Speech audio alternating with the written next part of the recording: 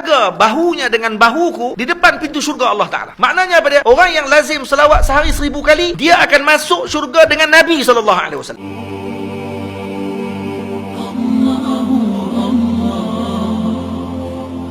Apa ubat yang ditinggalkan oleh Rasul untuk kita selamatkan diri kita dengan cabaran akhir zaman ni? Ubat dia apa dia? Ubat dia adalah dengan cara kita membanyakkan salawat kepada Nabi kita Muhammad sallallahu alaihi wasallam. Ada satu cerita Sayyidina Abdullah bin Mubarak radhiyallahu taala anhu, waktu ketika mana selesai beliau tawaf, beliau bersandar di tiang dalam Masjidil Haram menghadap ke arah Kaabah. Ketika dia tengok Kaabah, dia nampak seorang lelaki sedang bertawaf. Yang mana lelaki ni mengangkat kaki, letak. Lambat jalan dia. Sayyidina Abdullah bin Mubarak terus pergi kepada lelaki tersebut dan tanya kepada dia, apa yang sebabkan kamu jalan lambat ni? Kata dia, saya berselawat kepada Nabi dengan setiap langkahan kaki saya. Setiap langkah saya berselawat kepada Nabi. Dia kata, apa yang menyebabkan kamu buat macam tu? Maka lelaki ni pun cerita. Dia kata, wahai tuan, dulu saya dalam perjalanan bersama dengan ayah saya. Saya dalam perjalanan untuk menunaikan haji. Sampai di pertengahan jalan kami datang naik kapal. Sampai di pertengahan jalan kami berhenti berehat. Ayah saya jatuh sakit dan dia dicabut nyawanya oleh Allah Ta'ala pada malam tersebut. Yang lebih menyedihkan saya, ayah saya bertukar kulitnya menjadi gelap yang segelap-gelapnya, yang menunjukkan bahawa dia ini adalah orang yang mati dalam keadaan su'ul khatimah. Kata lelaki ni, ketika ayah saya malam tersebut bertukar wajahnya segelap-gelapnya, dan saya tahu kata ayah saya su'ul khatimah, buruk kematiannya. Saya menangis panjang malam tersebut di sisi ayah saya, karena saya bimbang bagaimana nak jawab esok dengan kawan-kawan yang lain yang bersama dengan kami dalam rombongan. Pada malam tersebut, waktu ketika saya sedang menangis, saya tidur, mimpi saya bertemu dengan seorang lelaki yang kulitnya putih kemerah-merahan, memakai pakaian yang segak putih, memakai serban, masuk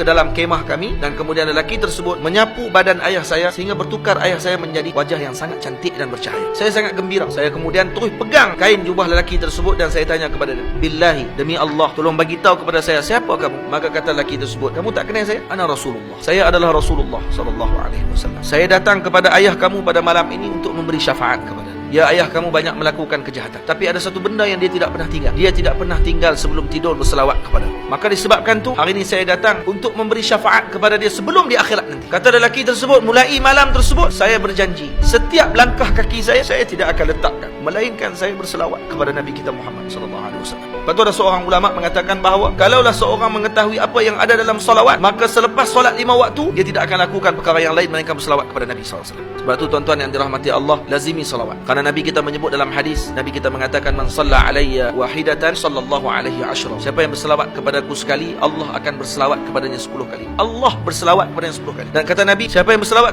kepada aku 10 kali, sallallahu alaihi mi'ah, Allah Ta'ala akan berselawat kepadanya 100 kali. Dan kata Nabi lagi, man shalla alayya mi'atan sallallahu alaihi alfa. Siapa yang berselawat kepadaku sehari 100 kali, Allah berselawat kepadanya 1000 kali. Dan kata Nabi sallallahu alaihi wasallam dalam hadis, man shalla alayya alfan fi kulli yawmin alfa marrah. Siapa yang berselawat kepadaku 1000 kali sehari akan berlaga bahunya dengan bahuku di depan pintu syurga Allah Ta'ala. Maknanya apa dia? Orang yang lazim selawat sehari 1000 kali, dia akan masuk syurga dengan Nabi SAW. Siapa yang berselawat kepadaku sehari 1000 kali, Allah mengharamkan jasad dia daripada api neraka Allah Ta'ala. Maksudnya orang yang selawat 1000 kali sehari, dia ni bukan ahli neraka dah tuan-tuan. Cuma saya nak minta tuan-tuan semua bakal ikut saya ramai-ramai. Jazallah anna sayyidana Muhammadan sallallahu alaihi wasallam ma huwa ahluh.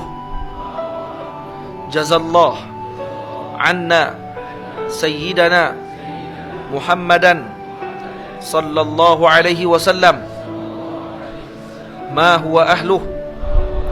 Jazallah anna sayyidana Muhammadan sallallahu alaihi wasallam ma huwa ahluh.